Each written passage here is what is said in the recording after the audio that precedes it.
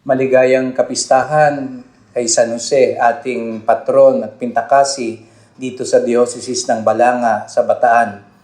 At tayo'y nagpapasalamat sa Diyos na ibinigay niya sa atin ang isang napakamakapangyarihan at mapagmahal na pintakasi sa katauhan ni San Jose, na siyang nag-alaga, nagtanggol at naggabay sa ating Panginoong Hesukristo.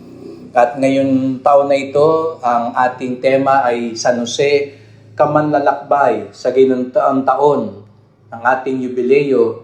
Dulot ay pananampalataya at pag-asa, sapagkat ito ang ipinakita sa atin ni San Jose.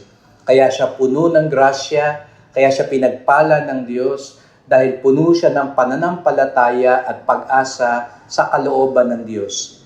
Kaya't bagamat malabo man ang hinaharap, di tiyak kung anong susunod, siya'y nagtiwala at umasa sa Diyos. At itong ipagdasal natin, lalo na ngayong ginuntaang taon ng ating diocese, isang bagong kabanata ang ating tatahakin at si San Jose ang ating kamanlalakbay.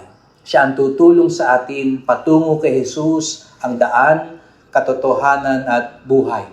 Ito po si Bishop June na bumabati sa inyong lahat ng isang maligayang kapistahan at nawa katulad ni San Jose. Marami mang katanungan, marami mang kinakatakutan, marami mang ditiyak at agam-agam sa buhay, patuloy tayong manampalataya at umasa upang katulad ni San Jose, lagi nating kapiling si Jesus. Pagpalain tayo lagi ng poong may kapal.